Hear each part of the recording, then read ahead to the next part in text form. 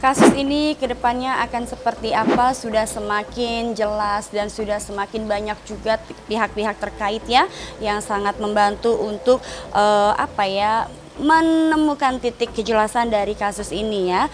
Dan karena di sini ya termasuk plus 62 netizennya juga sudah pinter-pinter ya, sehingga juga di sini dengan adanya film yang lagi viral ini sangat memudahkan untuk bisa menemukan target sampai dengan ya semua informasi apapun nih dicarinya. Dan juga alhasil sudah ada ya titik terang dari kasus Vina, dan juga terbukti kemarin sempat melihat juga ada beberapa pejabat juga yang sudah minta maaf ya. Itu pun hasil yang sangat luar biasa sekali ya.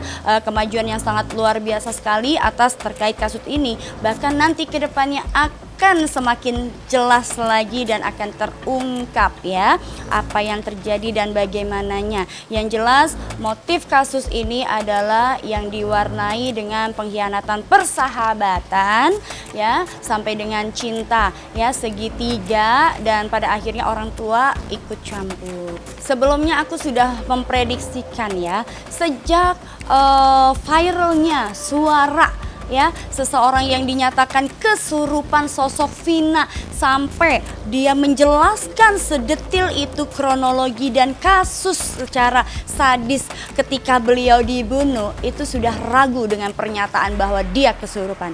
Seorang kesurupan tidak akan sampai mengerti sedetil itu.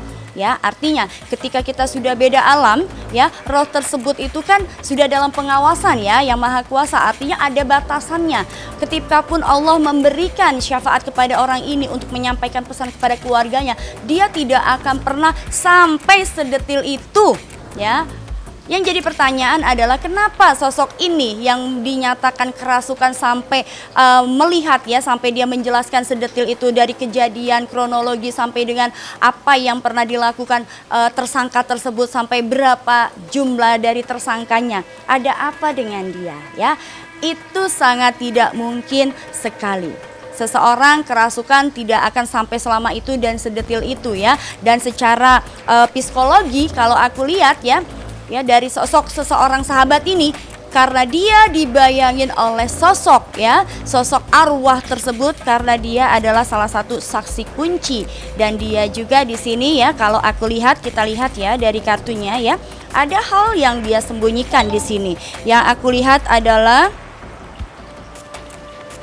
ya, di sini kita lihat keadilan ini akan terungkap lewat dia. Dan semua kasus ini akan terbongkar lewat sosok ini, bahwa dia adalah satu-satunya saksi kunci atas kejadian yang menimpa oleh seorang Vina ya. Dan juga kita lihat apakah betul kesurupan itu. Kita lihat di sini hawanya panas ya, di sini itu akan menjelaskan tentang kesurupan itu. Waktu ya, ada ketakutan dari dalam diri dia, di mana dia juga dikejar-kejar oleh sosok rohnya Vina ya. Dan kemudian karena dia mengetahui kejadian tersebut, dan juga sesungguhnya beliau ada di daerah lokasi kejadian dan menyaksikan. Ini yang aku lihat ya. Karena ketika dia kesurupan ada rasa takut, karena memang rohnya Vina ini sendiri mengejar-ngejar dia ya. Kenapa harus dia yang selalu ditakut-takuti dan juga beberapa orang lainnya, yang lainnya tidak? Karena semuanya berasal dari mereka orang. Ada 4 orang yang aku lihat yang merencanakan kejadian ini, dan memang kejadian ini sudah direncanakan.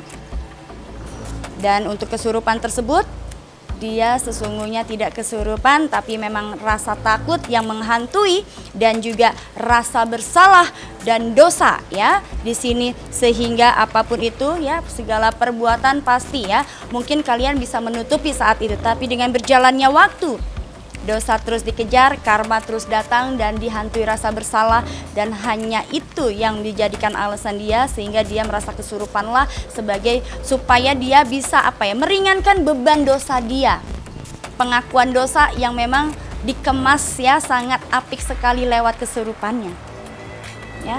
Sesungguhnya ini hanyalah kedok belaka, sesungguhnya dia ada di lokasi kejadian. Kalau aku lihat di sini, lebih tepatnya adalah ada rasa sakit hati, di mana sesosok ya yang almarhum ya, yang cowok itu sekarang kan hubungannya dengan Vina ya. Ada rasa sakit hati di sini yang dikemas ya, sehingga mereka berencana untuk ya memang sengaja direncanakan ini. Ini kasus ini emang sengaja direncanakan ya. Sesungguhnya awalnya adalah untuk ya memberikan pelajaran, awalnya untuk memberikan pelajaran kepada Eki ya yang sudah meninggal ya, kepada Eki ya. Tapi ternyata ya, dan sosok sahabat ini menyukai si Eki ya, tapi si Eki menyukai Vina. Dan juga di sini ada peran Egi. Egi ini menyukai Vina tapi Vina tidak suka. Ya, karena Vina sudah berpacaran dengan Eki ya, Eki ya. Si Egi ini ditolaklah cintanya ya oleh Vina. Kemudian si Vina berpacaran dengan si Eki ya. Dan pada akhirnya ya, yang cewek ini sahabatnya itu merasa cemburu karena sang idolanya itu kenapa harus dengan si Vina, dan Vina sendiri itu kan sahabatan nih. Kalau boleh dibilang bahasa ini gini, anjir, orang yang gue suka kok kenapa harus sama Vina. Adalah rasa sakit hati, cemburu, jealous. Ketika seseorang sudah dirasuki oleh yang namanya kecemburuan, iri, dengki, maka setanlah yang masuk ke dalam pikiran dan hatinya dia, sehingga dia punya niatan buruk ya. Awalnya ingin merencanakan sesuatu, kemudian ditemuilah oleh seorang sahabat ini, si L ini, bahwa si EG ini punya hati sama si F, tapi ternyata ditolak sampai dengan ya itu tadi diludahin ya. Diludahin sehingga dia juga sakit hati. Dia mengetahui bahwa E ini juga sakit hati kepada si F, sehingga dia punya rencana, wah ini rencana yang baik. Otak dibalik semua ini adalah seorang wanita di belakang ini ya. Jadi idenya adalah si seorang wanita ini yang sakit hati sehingga mempengaruhi temannya yang memang punya kepentingan dan juga merasa sakit hati ini juga. Pada akhirnya ya mereka pertama ya diawali dari sosok sahabat ini ngajak pergi bareng ya, kemudian setelah itu ngajak nongkrong bareng, kemudian pas pulangnya ya itu tadi terjadilah yang namanya kong kali kong untuk merencanakan sesuatu yang awalnya memang niatnya hanya sekedar iseng yang artinya ya kalau misalnya dibilang pura-pura dipukul terus jatuh kecelakaan, itu yang dimau sesungguhnya. Tapi ya itu tadi, ketika mereka dalam kondisi yang tidak sadar dan menggunakan obat-obatan terlarang, hilang akal sehatnya, bahkan ya ketika sudah itu ya itu tadi setan merasuki mereka sehingga mereka lupa, sehingga mereka menghabisi nyawa keduanya. Itu tadi. Seseorang yang sudah melakukan kejahatan yang tadinya awalnya dia pikir hanya sebagai gurauan dan peringatan, tapi ternyata malah lebih ya, dan kejadiannya malah terjadi seperti ya itu tadi sampai menghabisi nyawa beliau. Otomatis di sini ada rasa ketakutan, kepanikan dalam diri dia. Panik, takut, jelas ya. Dan dia berpikir kenapa harus seperti ini? Ini bukannya aku inginkan, tapi nasi sudah menjadi bubur. Pada akhirnya apa? Dihantui oleh perasaan bersalah, dihantui oleh ketakutan, takut nanti ketahuan, takut nanti bagaimana keluarganya, bagaimana ini, bagaimana itu, sehingga dia lebih memilih tidak menghadiri pemakaman dan pengajian. Kalau dia datang akan sangat nampak kepanikannya, ya, akan sangat jelas ya. Muka paniknya, mungkin dari tingkah lakunya, bahkan juga bisa jadi nanti akan nampak juga sosok yang almarhum ini. Maka dia memilih untuk tidak menghadiri karena memang di sini ada tekanan ya, ada tekanan dari kesalahan dia, ada tekanan dosa-dosa yang dia perbuat ya. Jadi dia memilih untuk cooling down dan tidak menghadiri pemakaman dan pengajian. Seorang yang dirasuki sesungguhnya ya tidak akan mencari sedetil itu ya. Kalau aku lihat di sini, ini mau jujur apa mau enggak nih?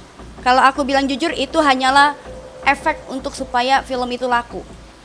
Ini kalau aku jujur ya, silahkan nanti dikemas aja. Karena supaya film itu laku biasanya ya para pelaku film sering mengadakan gimmick. Makanya zaman sekarang itu kita susah membedakan antara gimmick dan tidak. Orang kerasukan bisa dilihat kok. Dilihat dulu. Dingin apa enggak? Nih ciri-ciri orang kerasukan. Badan dingin, terutama kuping dan kaki. Dan juga jari-jari itu akan dingin. Muka pucat, ya, seperti mayat, ya. Kemudian yang jelas dia akan lebih kayak orang kaku. Badan itu akan kaku. Karena energinya akan bertabrakan dengan tubuh kita, bukan hangat ya. Ingat, orang kesurupan itu bukan kayak orang begini terus ini, tidak. Ada ciri-cirinya orang kesurupan. Dan orang kesurupan itu dilepas kontrol, ya. Dan itu pun ketika kita kesurupan nggak bisa kita membicarakan sedetil itu. Paling hanya, iya saya mati di situ, saya dibunuh. Misalnya, kalau ada orangnya pun ya, misalnya dia ada itu, nggak mungkin dia sampai sedetil itu menceritakan saya seperti ini. Mana ada, tidak pernah ada dalam sejarah, ya. Karena keterbatasan itu tadi, alam kita sudah beda. Kecuali ya, kalau misalnya ya arwah itu atau kitanya meninggal ya di dunia dia, mungkin kita akan lebih tahu, akan sama seperti ini.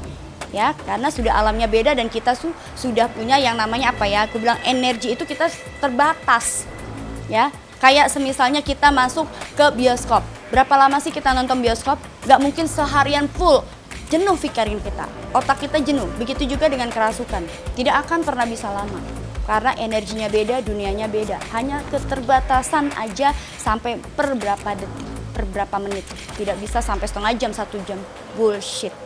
Sangat ada sekali. Makanya kasus ini luar biasa ya, biarkan nanti penegak hukum yang akan menjelaskan kalau dalam hal ini, karena udah ranahnya hukum. Aku hanya menjelaskan itu tadi ya, tentang kerasukan dan bagaimana prosesnya, ada apa di balik semua itu. Yang jelas adalah seperti ini. Di balik kasus besar ini ya, kasus pembunuhan ini, bahwasanya ada sosok yang punya nama besar, punya jabatan ya, dan juga jabatannya tinggi sehingga kasus ini terbungkam, bahkan sempat adanya salah tangkap dan disuruh mengaku. Itu ya, karena ya itu tadi, kekuatan money, kekuatan uang berbicara. Tapi kita lihat sih tahun ini akan terungkap semuanya dan juga akan ada ya, akan mengejutkan kita semua dan ada kaitannya dengan orang atas. Sebenarnya dia pernah menjabat dahulunya ya, beliau pernah menjabat, kemudian ya itu tadi kekuatan uang berbicara, sehingga walaupun dia tidak menjabat dia juga masih punya kolerasi dan juga hubungan dengan orang-orang terkait ya, yang memang memiliki jabatan erat dan kuat dalam salah satu aku bilang ya, instansi pemerintahan terkait dengan kasus hukum ya, dan itu juga yang membuat dia tuh akhirnya tertutup ya. Kita lihat nanti perkembangannya seperti apa, karena ini udah kaitannya ranahnya udah ke penegak hukum ya. Jadi aku tidak mau melebar ke sana, aku akan lebih menjelaskan tentang kronologi dari kasus ini dan kenapa kasus ini lebih memilih untuk bungkam. Itu tadi ya, bahwasanya ada kaitannya dengan nama orang besar. Begini, ketika roh itu datang, yang jadi pertanyaan satu, kenapa dia tidak memasuki roh ataupun badannya kakaknya atau ibunya? Pertanyaan aku gitu. Kenapa harus sahabatnya? Ya, kenapa harus sahabatnya? Dan kenapa harus sedetil itu? Itu aja pertanyaan aku. Roh yang benar-benar roh, biasanya dia akan masuk lewat kerabatnya. Karena itu masih ada hubungannya dengan darah daging, dan itu artinya pesan untuk keluarga. Kalaupun harus ada yang disampaikan, insya Allah dia akan masuk lewat tubuh kerabatnya, bukan orang lain. Yang bisa memasuki tubuh roh seseorang itu adalah yang satu darah. Kecuali, ya, ada pengecualian, kecuali orang itu adalah semacam indigo atau dia yang memiliki ya kemampuan dalam melihat makhluk astral. Itu sangat mungkin. Mediator ya, mediator yang memang dia memang bisa memasuki alam ya, alam gaib. Tapi kalau tidak, dia tidak akan pernah masuk kepada tubuh orang lain, apalagi orang lain itu ya, dia akan masuki tubuh keluarganya. Jelas dalam keluarganya. Kenapa harus dia? Itu ada suatu ya, di balik ini ada drama sebenarnya.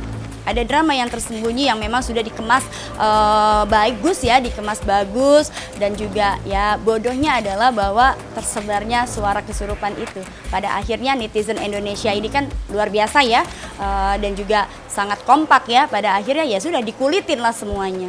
sehingga terbongkar kasus ini ya. Kasus ini masih jadi perhatian dan dikawal oleh netizen. Selama kasus ini dikawal oleh netizen dan juga banyak pihak-pihak terkait juga yang merasa dirugikan ya, dan juga ada support dari beberapa orang juga ya, di dalamnya insya Allah akan ada titik terang karena kasus ini ya itu tadi ya, mudah-mudahan yang namanya keadilan di Indonesia ini akan diterapkan ya, karena memang sangat kasihan sekali korbannya adalah yaitu tadi, kalau mereka misalnya punya uang atau misalnya mungkin ini ya, tapi yang namanya nyawa seseorang tidak bisa dinilai dengan uang ya.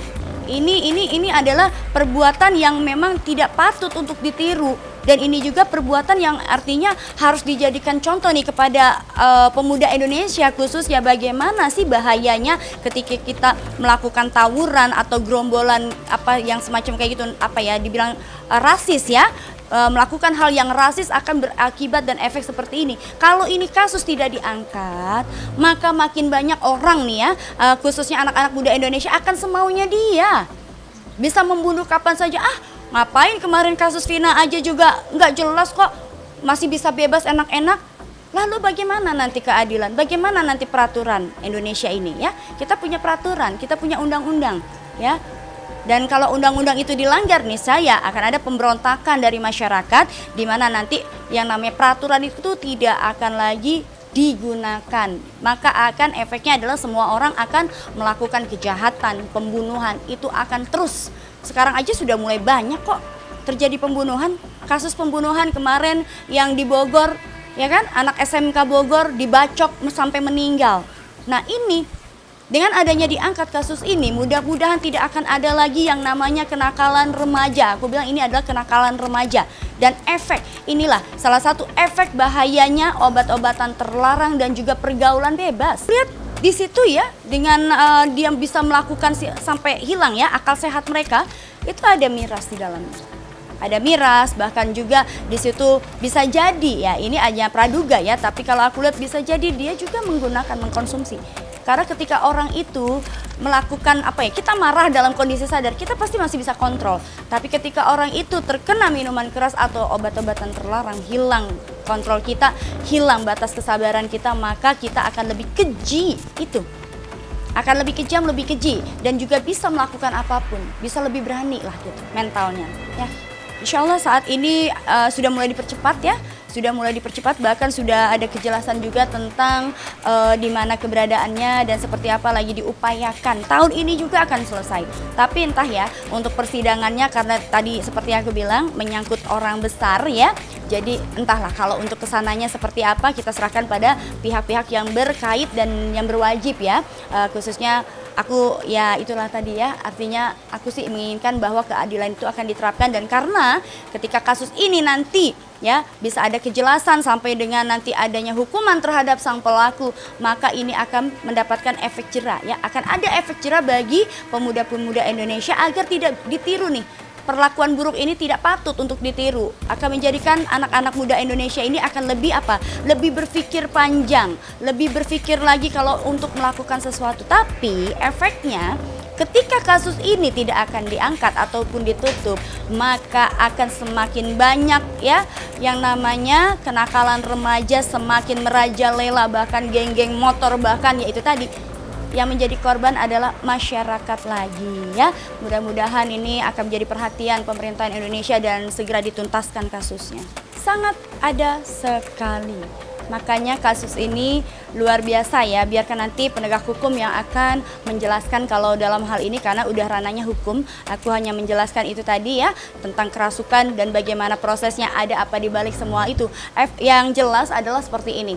Di balik kasus besar ini ya, kasus pembunuhan ini, bahwasanya ada sosok yang punya nama besar, punya jabatan ya, dan juga jabatannya tinggi sehingga kasus ini terbungkam, bahkan sempat adanya salah tangkap dan disuruh mengakui itu ya, karena ya itu tadi kekuatan money, kekuatan uang berbicara. Tapi kita lihat sih tahun ini akan terungkap semuanya dan juga akan ada ya, akan mengejutkan kita semua dan ada kaitannya dengan orang atas.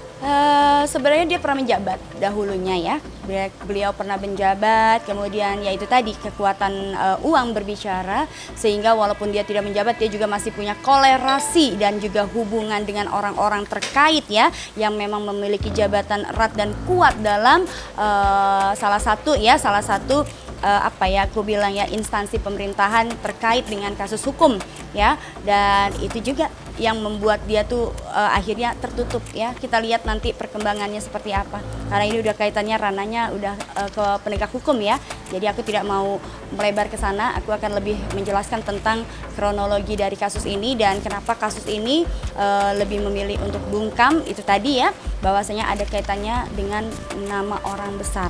Ketika roh itu datang, yang jadi pertanyaan satu, kenapa dia tidak memasuki roh ataupun badannya kakaknya atau ibunya? Pertanyaan aku gitu. Kenapa harus sahabatnya? Ya, kenapa harus sahabatnya? Dan kenapa harus sedetil itu? Itu aja pertanyaan aku. Roh yang benar-benar roh, biasanya dia akan masuk lewat kerabatnya. Karena itu masih ada hubungannya dengan darah daging, dan itu artinya pesan untuk keluarga. Kalaupun harus ada yang disampaikan, insya Allah dia akan masuk lewat tubuh kerabatnya, bukan orang lain. Yang bisa memasuki tubuh roh seseorang itu adalah yang satu darah. Kecuali, ya, ada pengecualian, kecuali orang itu adalah semacam indigo atau dia yang memiliki ya kemampuan dalam melihat makhluk astral. Itu sangat mungkin. Mediator ya, mediator yang memang dia memang bisa memasuki alam ya, alam gaib. Tapi kalau tidak, dia tidak akan pernah masuk kepada tubuh orang lain, apalagi orang lain itu ya, dia akan masuki tubuh keluarganya. Jelas dalam keluarganya. Kenapa harus dia? Itu ada suatu ya, di balik ini ada drama sebenarnya. Ada drama yang tersembunyi yang memang sudah dikemas bagus ya, dikemas bagus, dan juga ya bodohnya adalah bahwa tersebarnya suara kesurupan itu. Pada akhirnya netizen Indonesia ini kan luar biasa ya, dan juga sangat kompak ya. Pada akhirnya ya sudah dikulitin lah semuanya, sehingga terbongkar kasus ini ya. Kasus ini masih jadi perhatian dan dikawal oleh netizen. Selama kasus ini dikawal oleh netizen dan juga banyak pihak-pihak terkait juga yang merasa dirugikan ya, dan juga ada support dari beberapa orang juga ya, di dalamnya insya Allah akan ada titik terang, karena kasus ini ya itu tadi ya, mudah-mudahan yang namanya keadilan di Indonesia ini akan diterapkan ya, karena memang sangat kasihan sekali korbannya adalah yaitu tadi, kalau mereka misalnya punya uang atau misalnya mungkin ini ya, tapi yang namanya nyawa seseorang tidak bisa dinilai dengan uang ya. Ini adalah perbuatan yang memang tidak patut untuk ditiru, dan ini juga perbuatan yang artinya harus dijadikan contoh nih kepada pemuda Indonesia, khususnya bagaimana sih bahayanya ketika kita melakukan tawuran atau gerombolan apa yang semacam kayak gitu, apa ya dibilang rasis ya, melakukan hal yang rasis akan berakibat dan efek seperti ini. Kalau ini kasus tidak diangkat, maka makin banyak orang nih ya, khususnya anak-anak muda Indonesia akan semaunya dia. Bisa membunuh kapan saja, ngapain kemarin kasus Vina aja juga nggak jelas kok, masih bisa bebas enak-enak. Lalu bagaimana nanti keadilan, bagaimana nanti peraturan Indonesia ini ya? Kita punya peraturan, kita punya undang-undang ya. Dan kalau undang-undang itu dilanggar nih, saya akan ada pemberontakan dari masyarakat, di mana nanti yang namanya peraturan itu tidak akan lagi digunakan. Maka akan efeknya adalah semua orang akan melakukan kejahatan, pembunuhan, itu akan terus. Sekarang aja sudah mulai banyak kok terjadi pembunuhan. Kasus pembunuhan kemarin yang di Bogor, ya kan, anak SMK Bogor dibacok sampai meninggal. Nah ini, dengan adanya diangkat kasus ini, mudah-mudahan tidak akan ada lagi yang namanya kenakalan remaja. Aku bilang ini adalah kenakalan remaja. Dan efek, inilah salah satu efek bahayanya obat-obatan terlarang dan juga pergaulan bebas. Kalau aku lihat di situ ya, dengan dia bisa melakukan sampai hilang ya akal sehat mereka, itu ada miras di dalamnya. Ada miras, bahkan juga di situ bisa jadi ya, ini hanya praduga ya, tapi kalau aku lihat bisa jadi dia juga menggunakan, mengkonsumsi. Karena ketika orang itu melakukan kita marah dalam kondisi sadar, kita pasti masih bisa kontrol. Tapi ketika orang itu terkena minuman keras atau obat-obatan terlarang, hilang kontrol kita, hilang batas kesabaran kita, maka kita akan lebih keji itu. Akan lebih kejam, lebih keji, dan juga bisa melakukan apapun, bisa lebih berani lah gitu mentalnya ya. Insya Allah saat ini sudah mulai dipercepat ya, bahkan sudah ada kejelasan juga tentang di mana keberadaannya dan seperti apa lagi diupayakan. Tahun ini juga akan selesai. Tapi entah ya untuk persidangannya, karena tadi seperti aku bilang menyangkut orang besar ya. Jadi entahlah kalau untuk kesananya seperti apa, kita serahkan pada pihak-pihak yang berkait dan yang berwajib ya. Khususnya aku ya itulah tadi ya, artinya aku sih menginginkan bahwa keadilan itu akan diterapkan, dan karena ketika kasus ini nanti ya bisa ada kejelasan sampai dengan nanti adanya hukuman terhadap sang pelaku, maka ini akan mendapatkan efek jera ya, akan ada efek jera bagi pemuda-pemuda Indonesia agar tidak ditiru nih.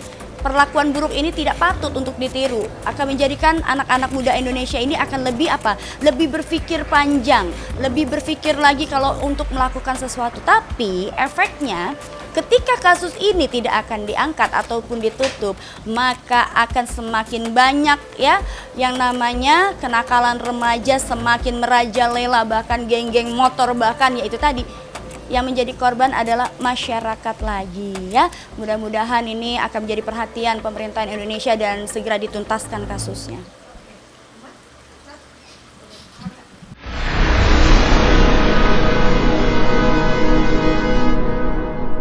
Jadi jangan lupa untuk subscribe Cumi Cumi. Ditekan ya tombol lonceng merahnya.